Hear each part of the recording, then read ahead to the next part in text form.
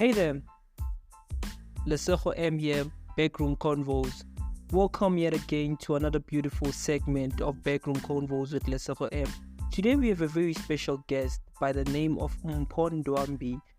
She is Miss World South Africa quarter-finalist and she'll be joining us later on the show. For those of you who haven't followed, subscribed, and rated the show, can you please do that at the end of this segment? That helps us with the algorithm of Spotify and Apple Podcast and all the other DSPs that you listen your podcast for.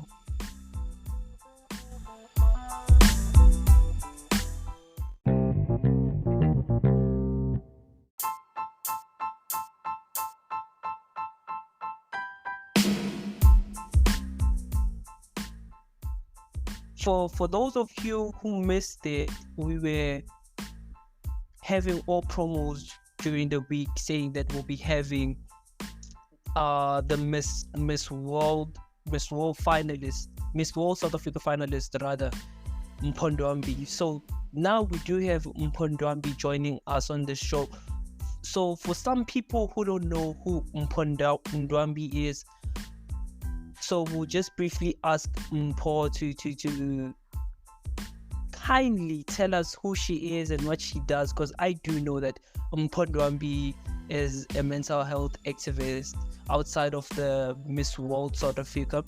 I know that she's also a student and she also works on top of that, How are you, Mpho? I'm good, thanks, and how are you? I'm good. So for people who don't know who Mpho is, and for people who didn't see the blog posts and articles that were going around, can you please briefly tell us who Mpho is? Okay. Hi everyone. My name is Mpho Ndwambi. I am 21 years and I represent the beautiful province of Gauteng. I am a student at the University of South Africa studying life and environmental sciences. So it's based on agriculture. And then I am a learner support agent. So that's a counselor at a school in my community. Yeah, basically that's me. I'm also a tutor at YFCM, Saturday schools. So yeah, I'm wearing a lot of hats, hey? Yeah, that's a lot. So I just want to find out from you, 21 years, very young. So joining the Miss World South Africa, what prompted you to take a decision to join the beauty pageant? Okay, so the reason I joined Miss World South Africa is because that I am a strong activist for mental health, yeah? And the story actually stems from being a learner support agent, so the counseling that I do at school, yeah? Seeing those learners struggle because of our ignorance towards mental health is surely destroying their future. And now looking at Miss World as a big platform as it is, I think I can voice out and then get assistance towards mental health, because unfortunately mental health is stigmatized according to our communities and it is often ignored.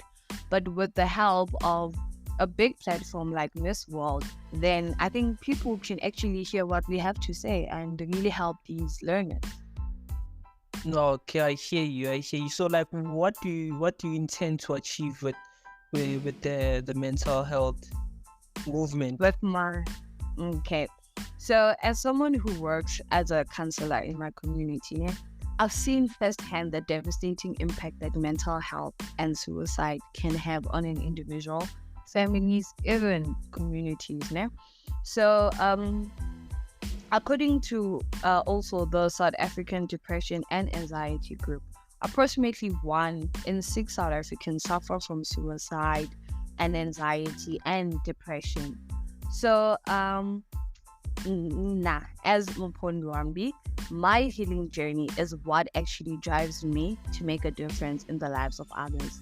I am on a mission to destigmatize mental health and make it a priority for everyone, regardless of their background, their circumstances, or even the psychoeconomic status that I have. Okay, so do you think as South African, like, do you think we would like, do you think the role that we play is enough to make sure that like mental, for I beg your pardon, for the mental what you call it again, the mental Mental health, illness. yeah, Yeah, mental mental wellness, health. yeah, mental health awareness. Do you think like we we we having those conversation more, we need to have more of those conversation rather, yeah. Okay, truth be told is that we do not have those conversations. If you come up to our community where we come from in our society, whenever you speak about mental health, they often regard it as someone who's crazy and then that's it. But now mental health is actually quite broad because whatever situations or circumstances that we are going through currently, it is because of mental health. For example, the issue of GBV. GBV really stems from mental health because for the person to actually abuse someone, it means that there's a problem within them that they haven't dealt with. Because for them to think that it is okay for them to hit someone and be okay with it, then it means that there's a problem inside of them. So as a community, we're not addressing such issues. It is often, oh, the victim, oh, this, and then we move it around, but we don't really talk about it. And those things they know that, you know. And working in a school environment has actually really opened my eyes a lot because we have learners there who appear very vulnerable, which they are vulnerable, very vulnerable. But if you look at the real root of their vulnerability, it goes back to mental health. To say that at home, it's they coming from a very disadvantaged background, and when they get to school, they wear masks. So they mask everything out, and they pretend to be these rich kids or whatever. But a behavior, you'll catch it. Academic, you'll catch it that this person is actually vulnerable. But when you follow or trace the story, it goes back to mental health. Okay, I hear you. So like, what do you think we have to do like as a measure to make sure that people are aware of like the mental wellness campaigns that are going around? Okay, so what we can do is actually sit down and really talk about it and have people to actually break down what mental health is. Have conversations about mental health. Now, that's where it goes back to my NPO, the Ntabiseng Kabukamuso. So, Ntabiseng Kabukamuso, it's an NPO that is based on mental health, that has different sectors for mental health, and it is also trying to spread awareness for mental health. So have programs like Let's Sit Down and Talk, have programs where we take those learners out there to see the world and embrace nature. And when they come back, of course, their minds are clear and then they look forward to other things. So implementation is actually what we need as a country. Okay, I hear you. So you just spoke about a non-profitable organization just now. So I just wanted to find out from you, just to say, do you have access to resources or tools that make your work easier, to make sure that Well, or people are aware of like the mental health issues that are going around us? okay, so my NPO, it's new. It's new in the game. I just founded it this year. So currently, I am still looking for resources. So such platforms are actually platforms where I have to sell my NPO and tell people that please come and assist us because we are trying to save. No, that's dope. That's dope. That's dope. So, for for some of the people who want to follow you on social media or like follow the MPO, where do they get the links for that? Okay, so for Instagram, my name is Mpho underscored Ndwambi. So Ndwambi is Ndwambi. and then they'll find the link in my bio of my NPO. So Ntabiseng Kabukamuso. On Facebook, it's Mpho Ndwambi, Twitter, Mpho Ndwambi, and as well as LinkedIn, Mpho Ndwambi. Okay, thank you for that. So now we're going back to the pageant thing. So I just want to find out, like, tell me, like, the back end of how you get, like, you apply. How does one take part in such a big pageant? Okay, so the applications for Miss World, they opened up for a whole month actually. And truth be told, I applied, I think, two or 3 days prior before the closing date, because I was hesitating, because actually I wanted to join Miss South Africa. So I was a bit hesitant because of not making it to the other one. But then I sat down and I thought to myself that I'm actually here for a mission. And I always teach my learners not to give up. And if I am giving up, then what does that say about me? It means that I'm not being a good role model. I am not practicing what I preach. So what I did was just go on the internet. There was a link provided, an online link for application, and then I had to fill in things. We also sent in some few videos of ourselves, and yeah, very simple, hey? Yeah, so I hear you.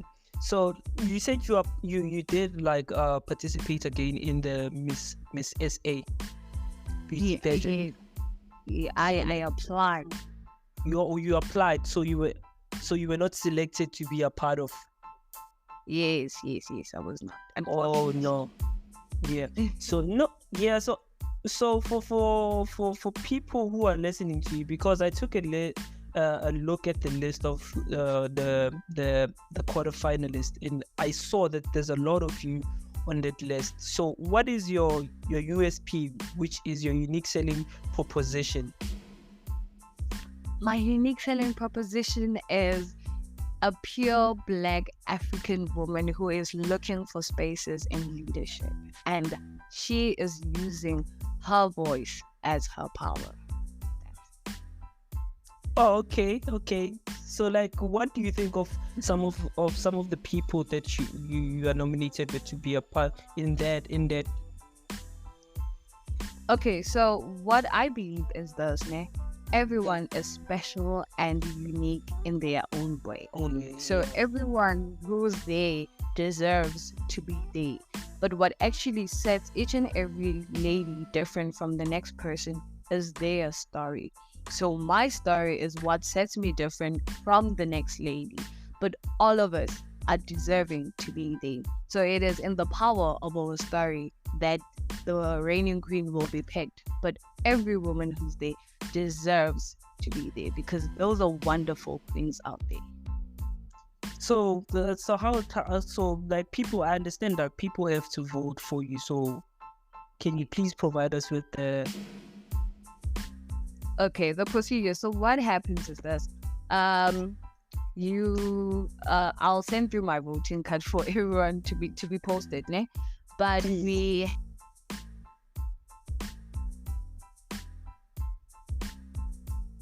So the reception is bad. So I don't think that she can hear us. So we just experiencing a bit of load shedding. So there's a bit of a power cut. I think from her end, she's still talking. So I think she was still explaining on how we, as people who are her supporters or followers, can follow her. So I think whenever she sends that through, we'll try. So we won't try. Like, we'll put it a part of the description box on this episode, and everyone who wants to vote for Mpho will just go into the description, use the URL or the number provided on there to vote for Mpho. With that being said, I think let's just go to the ads, go to an ad break, then we'll come back and ask Mpho more questions.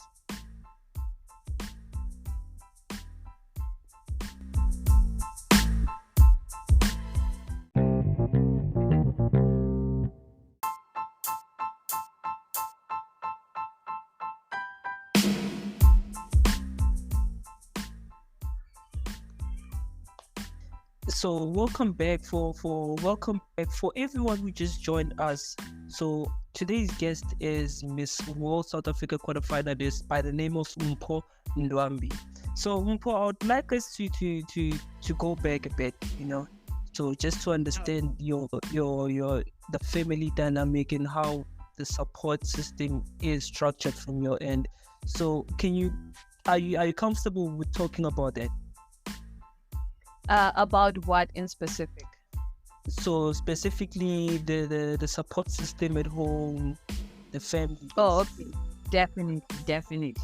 Okay, let's go right into it. So like tell us about the support system. How has it been, and moving forward, like what are some of the things that they are like contributing to make sure that your winning happens for you? Like what are some of those things? Okay, so I am very fortunate that I come from a family that is very, very supportive. So my biggest motor or driver of everything is my mom. So she always encourages me every day. And then we always out there, whether I have to go for interviews or ask for votes, she's always with me and supporting me. So my family is really supportive towards this whole journey, and it makes it very simple for me to even go out there and cry out in case I need help or anything, because I know they have my back. Okay, so is both parents around? Well, my dad is alive and I do know about him, but he is not part of my life, unfortunately. So can I just ask you a personal question? So so my dad has also, I know he's alive. I just reconnected with him now, and we stay together now. But then, like, do you think his absence in your life is a part of the reason that you push yourself so hard to succeed in life? Definitely. Hence, I am a very strong activist for mental health, because growing up, being a child, it's not quite easy for you to understand certain reasons that the adults. But it becomes that mark in your heart where other kids would have to speak about their dad and you don't have anything to say about your dad. That becomes a mark inside of your heart. So it does become a mark. I do know that for sure in person, because I've experienced that a lot, and it has taught me so much about how, because I think maybe I'm one of the few people that were privileged enough to be raised in a community with people where my friend's father was not only my friend's father but was also my father. So some of the teachings that I got from his father, so, and I really appreciate it. And his absence again in my life, I think him not being absent in my life and me being a part of his life now, I see some of the things that I didn't understand with him. Why did he do that then? Why was he not a part of my life? Like, there was just so much to ask, and Mpho was still explaining to say about, I can now, still explaining to us about the role of mental health and your dad not being a part of your life, and how that has driven you to become who you are now. Oh, okay. So, growing up, my father was not part of my life, and that had a very huge impact to who I am. So it would be very sad when I'd have my peers talk about their fathers and I would have nothing to say about my father. And truth be told, I was mad. I was mad at the world. I was mad at everything, until the day I just decided to grow up and actually learn a lot about mental health. And then I noticed that I am so angry that I am depriving myself of happiness because of this certain situation. So I decided to heal from it, and from healing from it, I started seeing it as a positive situation. Therefore, till today, I am still saying that I am grateful that that kind of situation happened in my life, because then I am who I am. I don't think maybe I would be speaking about mental health or even understanding it from a far point that I'm at had my father been there, or had life been very simple for me. But because life was challenging to me, it made me who I am. It cooked up this Mpho Ndwambi who's speaking to you right now. So honestly, I am very thankful. Hey. Yeah, true. So sometimes I think, given that I'm also someone who didn't have a father present in their lives, I understand like some of the things I understand now because I'm a part of it, and I see what's maybe it's unfair. Like it's unfair of me to have judged him given the situation.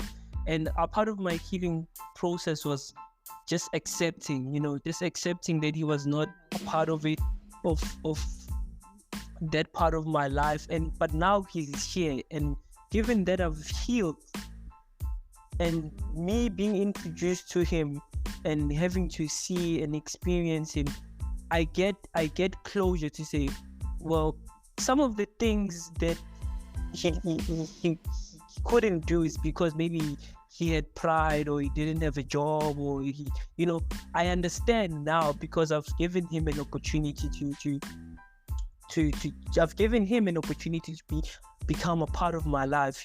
Like do you feel that you ever get to a point where you're like, yeah, I'm ready to reconcile with my father, and maybe have a conversation with him and seeing what's he like, how do we move from this point on going forward? Or you just like, now I'm fine, I'm just fine with my mom, and this is the movement that I choose to take. He chose his path, I'm choosing mine, and a part of my healing process is him not being a part of this. Like what's your mindset? Okay, so one thing I really, really love about healing is that the first step is acceptance. And once you have accepted that life is the way it is, it becomes very easy for you to take any step. I am in contact with my father. It's just that he's not like literally part of my life. I am in contact with him, and I get super happy when I see him. So I tell him about everything, and I just enjoy his presence. And when he leaves, he leaves. It's not the matter of me now yearning for other things. I am thankful for the opportunity, the time that he can spend with me, and then that's it. So once you really make peace with everything is very easy for you. So whether you don't have to choose a path to say, oh, I'd rather stick with my mom, or I'd rather stick with my dad. Automatically everything just happens, because now you are calm at heart, you pure at heart, and you being pure at heart and being centered, it is very simple for you to mingle in any situation. Yeah, I hear you. Like, what do you think the first step into healing is? Like, what was, like, let me ask you, like, because now it's a bit vague when I just ask it, like, what were some of the things that you went through as part of the phase of your healing, phase one of your healing? So the first step, like I said, was to sit down with myself, and actually, so what I do is I journal a lot. So what I did was I sat down and I started writing. I started writing how I feel about this, how this made me feel, how this actually affected my childhood, how this actually made me this angry person that I am, and how I would like to change that. And I invited God. Most importantly, I invited God, and I told him all of that, and I told him that I want to be better. I want to be different. And he actually held my hand. God held my hand through it all. And then I got to accept. And then Of course, I had my days. I had my days where I'd get super mad and I'd cry. I'd always tell people, please cry. There's no such thing that men or boys don't cry. You are supposed to cry because you are feeling a certain emotion. Let it out by crying, and then after crying, wipe your tears. Then your emotions are back to equilibrium, and then you can start feeling differently. So when you don't cry and you hold those feelings inside of you, then they fluctuate, because you haven't expressed those emotions. Oh, I see. So, like, do you think him being absent in your life is a part of the reason you are an activist that you are, a mental health activist to be specific? He is. Honestly, he is. Because one of the healing journeys that I had to embark on was healing from having an absent father. So now I'm okay. Now I'm better. So he had a very huge impact to who I am. Yeah, so okay, I see. Because I see, and you just did also like tell us that you have a lot of things that you are doing at the moment. So how do you balance all of it, work, and at the same time there's this beauty pageant that you're part of? How do you balance all these things? Okay. So I always say that we are given 24 hours, and the most crucial thing that everyone should have is time management. So what happened is that I'm a student at the University of South Africa, and my subjects mostly deal with physical sciences, mathematics. Truth be told, I was so bad with mathematics and physical sciences back in my high school days. I was really bad, like super bad. But when I got the energy and then started understanding the subjects, and then I pushed through, and today I'm a student. So for me to keep up with studying, for me to keep up with understanding mathematics and physics even more, what I did is I decided to be a tutor. So what I do is I teach learners mathematics and physics. So I know that I always have to go to class prepared. And that leads me to what? To study. So I have a certain time that I study, and I know that I work best at night. So at night, I study. And then during the day, I'm out there being an activist, a mental health activist. And with me being a mental health activist, it is easy for me to also incorporate Miss World South Africa with all of the activities that I do. Oh, that's how I do it. Time management. No, that's dope. That's dope. And for people who just joined us, we have Miss World South Africa quarter-finalist Mpho Ndwambi. So now we are going to an ad break, and you'll join us after the ad when we'll ask Mpho more questions about his journey in being a part of this worldwide pageant, So we'll see you after the break.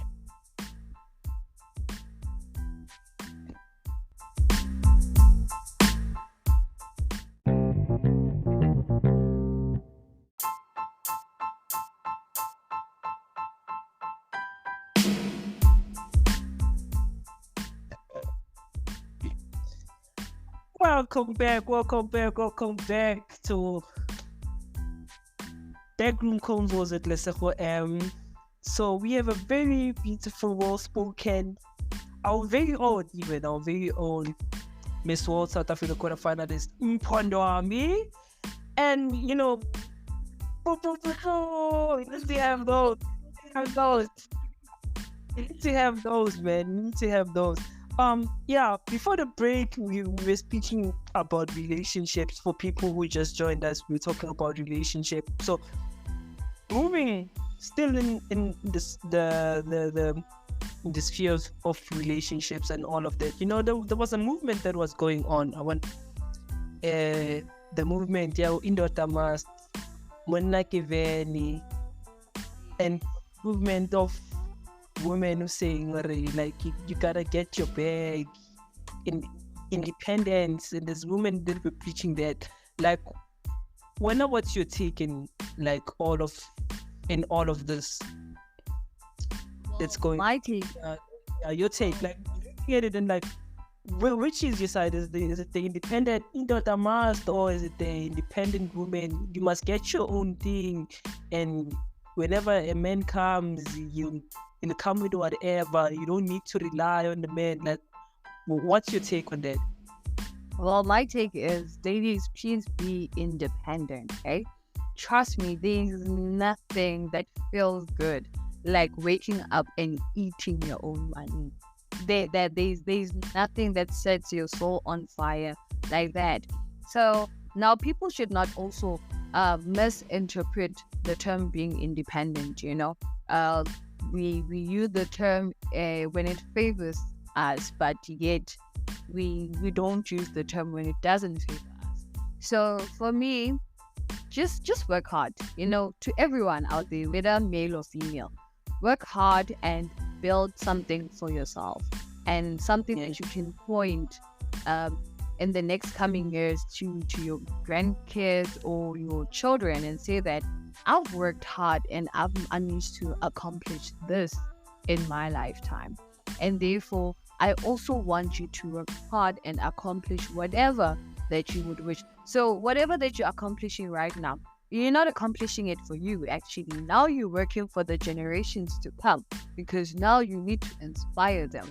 So everyone just work for yourselves. And then if you are in a relationship, you guys will just combine, collaborate, whatever you guys have, and then just grow forward. Because this thing of this must, it's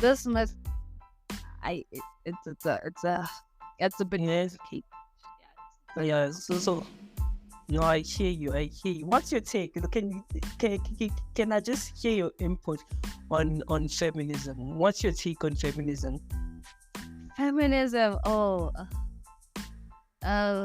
Okay. It has me thinking. I'm all about women empower yourself. Yeah. I'm all about that. Woman, empower yourself. Empower yourself so that when you sit down in a table filled with whether males or females, you can stand up and shine bright in your own caliber, in your own skin, in who you are. So yeah, shine bright, man. Shine bright like a diamond. No one can dim your light. Don't dim it, and don't dim other people's light. So be feminist. Be feminist as much as you can, but always remember, arrogancy is not femininity, and bullying is not femininity. Femininity is just standing in your power and just knowing who you are. So just shine, man, shine. That's my take. Let the leaves keep shining. Let the leaves keep shining. Yeah. So the reason I asked you that question is that I was watching a very interesting documentary by a guy called Matt Walsh. He was asking, basically in that documentary, the question he was asking is, what is a woman? What is a woman? So, which basically did touch on like feminism. It touched on the LGBTQ plus community. It touched on a lot of things, and it wrapped off not so well for people who thought he had an agenda for it. Like for people who think, would see like there's well, okay, let me just ask you this question. Do you think, or like what do you think are some of the misconceptions that are there when it comes to like feminism?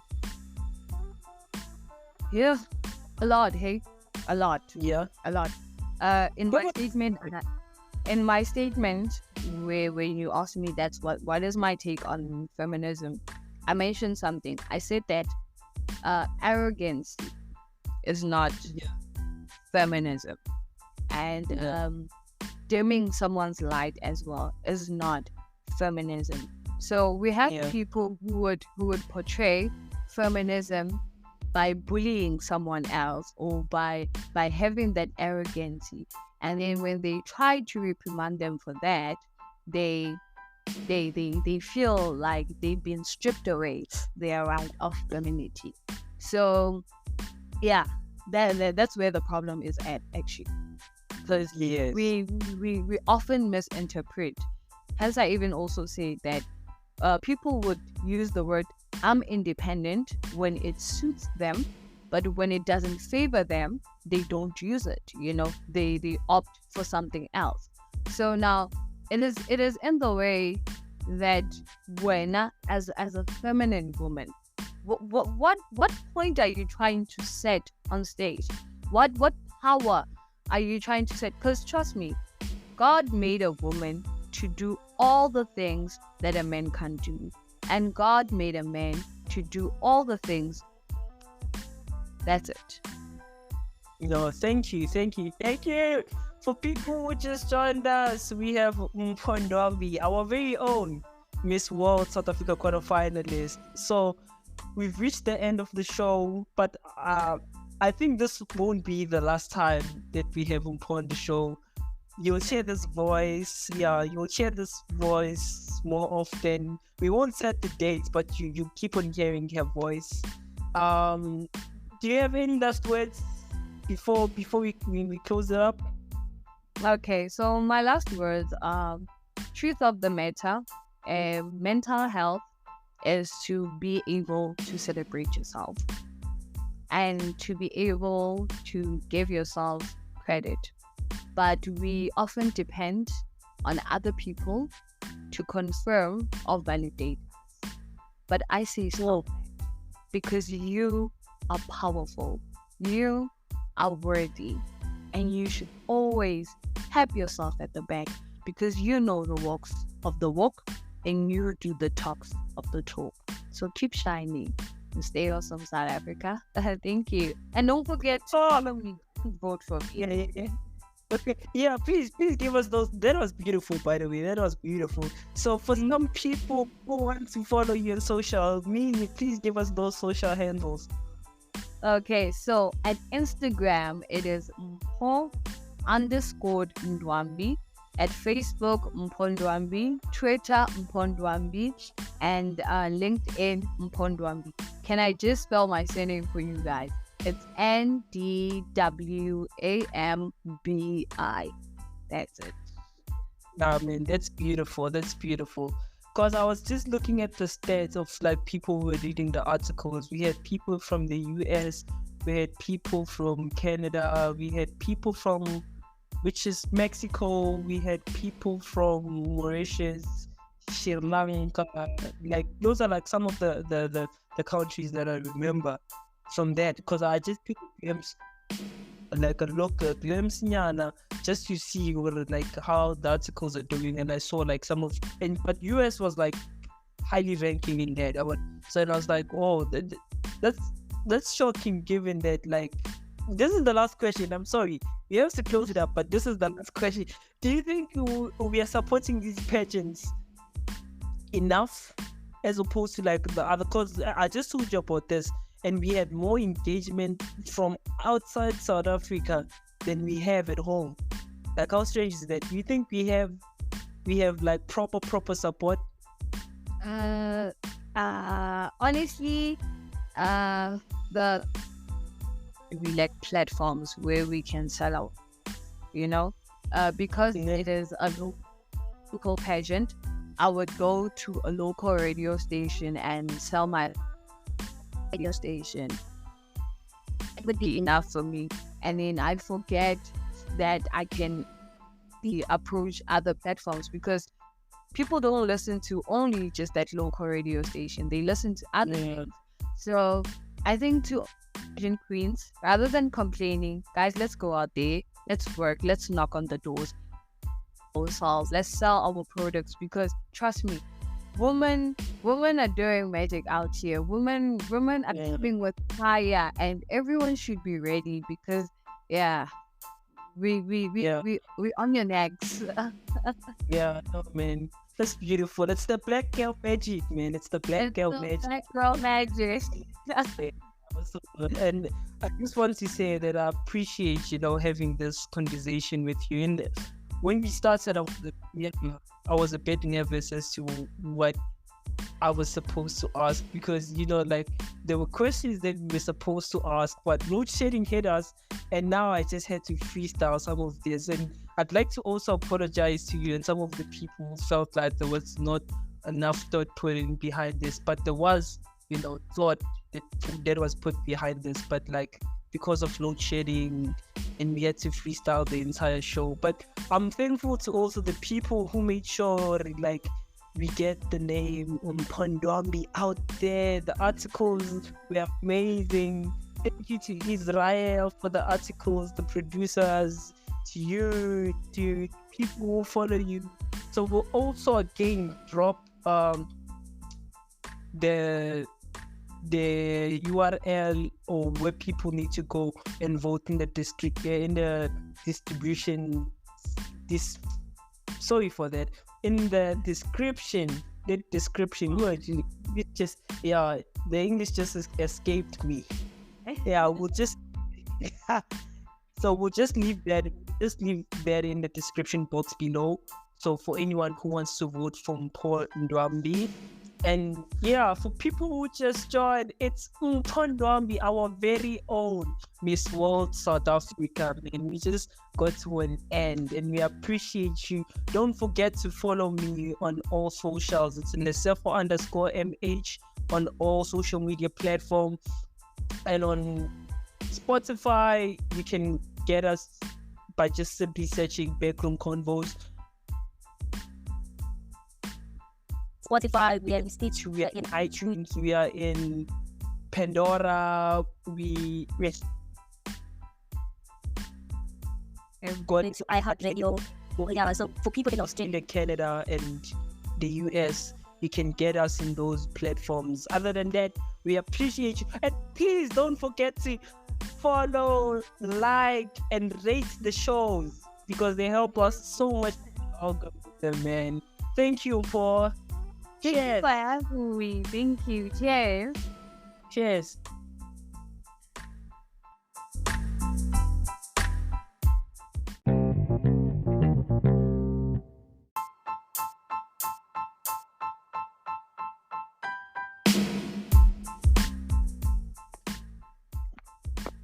For those of you who've just joined us, we have a very special guest today by the name of Mpho Ndwambi. She is our very own Miss World South Africa quarter-finalist from around Joburg. I won't say where she's from, but around Joburg, and she's representing us. So before we left, we were talking. We touched base a bit on the academic side. So for people who just joined us, you were saying something about the academics. Which course are you studying at the moment? Okay, so I'm studying life and environmental sciences. It's in the agricultural sector. So what do you do? I graduate the agriculture. So the aim is for me to do farming, with plant farming or animal farming. So I'll decide within due course of time. But yeah. Yeah, which year is it? Oh, so this is my first year. Oh, so this is your first year. So I assume that you. So when did you finish matric? I matriculated in 2020. Oh, you matriculated in 2020. Why farming though? Because you to me, when I look at you, I'm like, oh, she has all the qualities to be a model, but she just took a different route, which is farming. Why farming? Okay, so in 2021, I found my first job. I was a PYIE, so a Providential Youth Empowered Employment Initiative. Yeah? So I was a general assistant there. So mostly I'd work outside, outdoor. So that's where I really found my passion. So Okay. working with Yeah. plants, Yeah. working with plants and so forth. In early 2022, I think it was June, I found another job. So that's where I started my counseling, my mental health, my LSA job. So being there, comparing the two, that's where I actually saw that I'm actually stronger in the gardens and but they go hand in hand, in some way. Mental health is very aligned with farming, because now farming is one of the therapeutic ways of healing, so they go hand in hand with each other. So yeah, but I found my passion back in 2021. Well, for farming. No, I hear you. I hear you. And you did mention a lot that you're doing a lot of the work with the community. What are some of the projects that you are part of in your community? Oh, okay. So it's pet drives.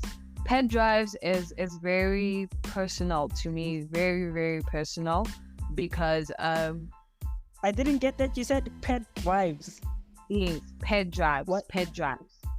So What a is? pet drive is where we donate sanitary pads to the young youth of our community. Oh, that's dope. Yeah. So that one is very, very personal to me, because about 30% of our young girls in South Africa miss school during their periods because of the lack of sanitary pads. And about 70% of reproductive diseases are due to poor menstrual hygiene. So me creating a pet drive as the young youth of my community, I'm fighting of period poverty, but most importantly, it helps carry those young ladies and build better future leaders. That's And dope. yes, Yeah. and then I also did a soup kitchen for Mandela Day, and one of a mental health workshop for the learners at one of the schools that I worked at, and a mental health. So what I did last year was that I celebrated Women's Month with the twist. So what I did was an event for women for mental health in the month of August, just to raise awareness of their mental health as well. No, that's dope, man. That's dope. And I really think that the part where you mentioned the initiatives that you were part of with like the distribution of pets. Do you ever see yourself having to collaborate with distributors to that organization to collaborate with them? Because you also started an NPO, right? So have you ever seen it for yourself to say, okay, like these people are distributing this to this organization, maybe because now I also have my own thing going on, which is a non-profitable organizations. What measures do I take to make sure we have max, we know there's one organization, but one is better, like two is better than one, right? So you're part of that, now you have yours, so it's a like you multiplied basically. So did you ever reach a point where you thought it was maybe I need to approach some of these pet distributors to fund Uh, my NPO? uh-huh. I have actually. I have, and I'm still doing research. So I am out here looking for companies who are willing to donate sanitary pads. And one thing that I've also discovered that is that we have these eco-friendly, recyclable sanitary pads. So it's from Dignified, yes. So each packet is actually 500 rand. So what I want to do is I want to work with any company that's willing, a company that's really, really understanding and that's willing to buy those sanitary pads, and there we can go and donate those sanitary pads to the learners community, so that those because you buy a normal sanitary pad, it would only work for that particular day. But now having these recyclable ones, you would know that they'd last them for 5 years. So for 5 years, you have impacted a little girl's life. And you can now, for the rest of the, you can go and look for more and then still sustain them for the next coming years. So yeah, Well, I'm looking for collaboration. I am knocking on doors asking, because the collaboration is far important. Because teamwork is the thing. yeah, no, that's true. That's true. Do you think that you're a role model to the kids in your community now? With all that you have going on, do you think they see you as that? Or do you want them to even see you as a role model? Well, can I answer both your questions? They Okay. do as a role model. They do, because you'd walk in the streets and you'd see one of the little girls greet you, hi, hi. Or because I was in a pageant last year, Miss Township, South Africa, when I had the sash, we'd also want to wear the sash. And so I'd see the inspiration in their eyes, but I'm willing to inspire them even more and be a greater role model, because being a role model to them helps me stay disciplined in life. It's tit for tat. Whatever I'm providing for them, they are providing it to me, because through them, I can be disciplined. Through them, I can work hard, because I know that I have them to come back and feed, because they are from my community. That's where I come from. See? So yeah. Yeah.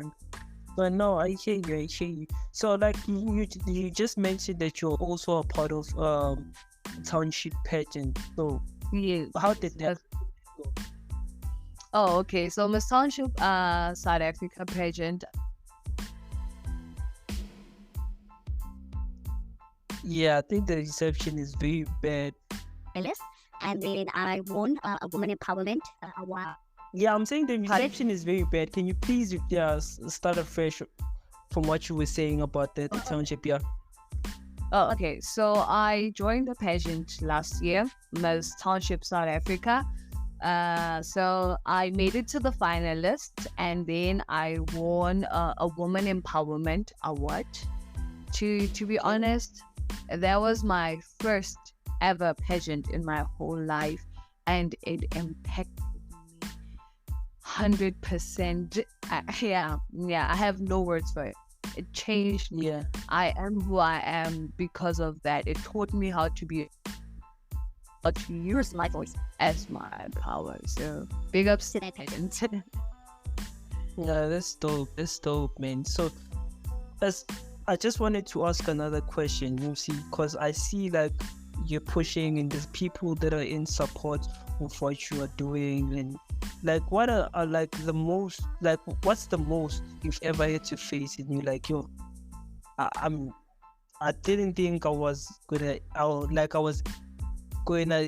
be able to even conquer that, understand, but you were able to understand. What are some of the challenges that you had to face and you conquered? One of the biggest challenges that you would face as someone who works with people, who's trying to do things for the community, is a no. That no will break you. I promise you, that no will break you, because probably that was your last hope. That no will break you, and you have to go back home, sit down with that no, and actually think, what is my next move?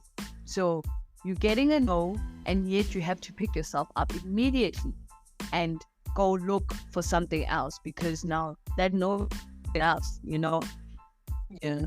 there's this portal of hunger inside of you. So you want more, you want to go out there now, because someone said no. You're thinking, how can they say no? I have to go out there. Someone needs to hear what I'm saying. Someone needs to understand. So one of the biggest I have to face on this journey is a no. Trust. No. It's dope. So like, how do you deal with it though? Like that no that's supposed to break you. Like, how do you deal? So to someone who's listening to this and he's just experienced what you just saying to me about the no, like, what would you say to them? You are supposed to get a no because you're from the other end of life. And whatever opportunity that you think it's just the opportunity for you is actually not the opportunity for you. God has plans for everyone. And probably the door that you're knocking at is not the door for you. So whenever you get that no, just don't give up. Don't give up. Go knock. Just one more knock. One more knock can actually open 10 doors because you this certain door and he said, oh, they're gonna help me, they'll sponsor me with 1 2 3 1 2 3, and you're like, okay, I'm Then saying no, open a door for you to go and knock at another door that's gonna open more than what you wanted. You understand? So whenever you get a no, just keep going. It is painful. It's not easy, but just find the strength in yourself and keep moving. Oh Lord, jeez, those are beautiful words. Do you currently have somebody in your life? In romantically, you mean? Yes, a relationship. No. Why? Why is that? I'm waiting for God's time. I'm waiting for God's time. God's time. God's time. Okay. Yeah. Why? Time. Well, what you just said is vague, and I understand what you're saying, but for someone who doesn't understand when you say God's time, what is God's time? Like, looking at the work that I do every day on my daily basics, it's a lot. yeah. It's a lot. I you need to concentrate. but But if it's time for me to ever be in a relationship or find love, God would make it very simple for me to the relationship and everything. So currently, there's no relationship. I have all the time to myself. I am enjoying all the time to myself. But if a relationship comes, then the door will be open for sure. No, I hear you. So for people who just joined us now, we have our very own beautiful, well-spoken Miss World South Africa quarter-finalist, Mpho Ndwambi. So we are going to the break, and please join us as we'll be asking her more questions.